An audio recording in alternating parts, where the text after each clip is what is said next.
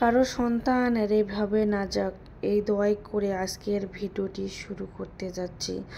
প্রতিটা বাবা মা তার সন্তানকে অনেক ভালোবাসে, তার নিজের জীবনে সে সন্তানকে ভালোবাসে, সন্তানকে সময় দেওয়ার চেষ্টা করে, সন্তানের যে ছোট ছোট আবদারগুলো আছে সব আবদার পূরণ করার চেষ্টা করে, বাচ্চাদেরকে নিয়ে ঘুরতে যায়, রেস্টুরেন্টে যায়, এখানে ওখানে যেখানে বাচ্চাদের যাইতে পছন্দ করে সেখানে কিন্তু বাবা মা নিয়ে যেতে চেষ্টা করে।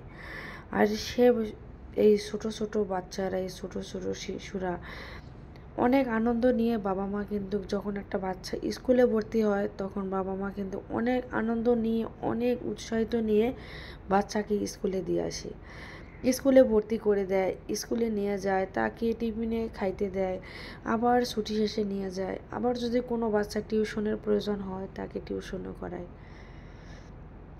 কতটা আনন্দ! যেদিন বাচ্চা প্রথম স্কুলে যায় সেদিন বাবা মায়ের আনন্দের শেষ নেই। যেদিন প্রথম স্কুল ড্রেসটা পরে কত যে ভালো লাগে, কত যে আনন্দ লাগে।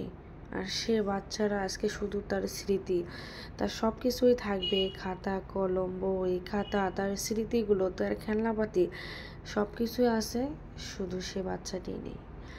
যে বাচ্চাটি সারা দিন স্কুল শেষ করে এসে বাসায় চিল্লি, এখানে ওই জিনিস ছিটিয়ে রাখে, ওখানে ওই জিনিস ছিটিয়ে রাখে, এই টিভিটা দেখে, এই রিমোট ধরে, এখানে ওখানে সব কিছু ফেলাই দেয়, সবগুলো আজকে তার স্মৃতি, তার মায়ের কাছে, তার বাবার কাছে, তার পরিজনের কাছে আজকে সব স্মৃতি। কিন্তু সে বাচ্চাটি আর নেই।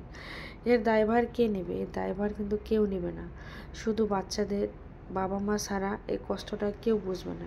যার হারায় সে ছাড়া অন্য কেউ কিন্তু এই কষ্টটা কখনোই বুঝবে না। কারণ আমার বাচ্চা আছে, আমি এই কষ্টটা অনুভব করতে পারতেছি। আজকে আমার বাচ্চার সাথেও কিন্তু এরকম হতে পারতো, কিন্তু আল্লাহর অশেষ রহমতে আজকে আমার বাচ্চারা ভালো আছে। ওই স্কুলে পড়েনি, কিন্তু অন্য স্কুলে পড়ে।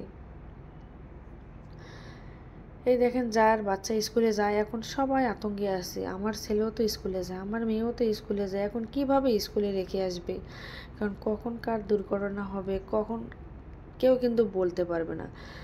একটা যদি মুরব্বী মানুষ মারা যেত তাহলে কেউ এতটা আফসোস করতো না, কিন্তু ছোট ছোট বাচ্চারা যার মায়ের কোলে থাকার কথা, সে বাচ্চারা আজকে দুনিয়ার মায়া ত্যাগ করে চলে গেছে।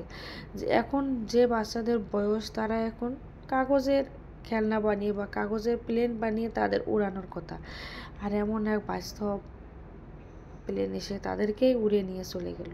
হায় রে জীবন! অনেক খারাপ লাগতেছে। কয়েকদিন ধরে যে ভিডিওগুলো দেখতেছি, বাচ্চার বাবা মা পরিবার পরিজনের কান্নাকাটি, অনেক অনেক অনেক খারাপ লাগতেছে। অনেক এত পরিমাণে খারাপ লাগতেছে ভিডিওগুলো দেখে, আর চোখের পানি খেলে অঝরে পড়তেছে, মানে ভালোই লাগতেছে না কোনো কিছু। কয়েকদিন ধরে তেমন ভিডিও দিতেছি না, এটা অনেক দিন আগের একটা ভিডিও, তাই ভাবলাম আজকে এই ভিডিওটিতে ভয়েস দিয়ে আপলোড করি। অনেক খারাপ লাগতেছে, তবে যে মায়েদের বুক খালি হয়েছে তাদের জন্য আল্লাহ যেন তাদেরকে ধৈর্য ধারণ করার তৌফিক দান করেন, কারণ এখন ধৈর্য ধরা ছাড়া আর তাদের কাছে কিছুই থাকবে না। যে মায়েরা মনে করেন সারাদিন বাচ্চার স্কুল শেষ করে কত ক্লান্তি, সব কিছু গুছিয়ে রাখে, যে বাচ্চা আমার স্কুলে গেছে, টিফিনে এটা খাবে, স্কুল থেকে এসে এটা খাবে, এভাবে গোসল করবে, ঘুমাবে, বিকেলের নাস্তায় কি খাবে, সন্ধ্যায় আবার পড়াতে বসাবে, মা নিজ হাতে তাকে শেখাবে, যতই মাস্টাররা শিক্ষকরা শেখাও, তারপরেও মায়ের কাছে না পড়লে বাচ্চারাও শান্তি পায় না, আর মায়েরাও শান্তি পায় না। অথচ এখন তার পড়ার টেবিল ফাঁকা, তার সব কিছুই ফাঁকা, শুধু সেই নেই। সব কিছুই থাকবে কিন্তু সে নেই, তার সব কিছুই এখন ফাঁকা পড়ে থাকবে।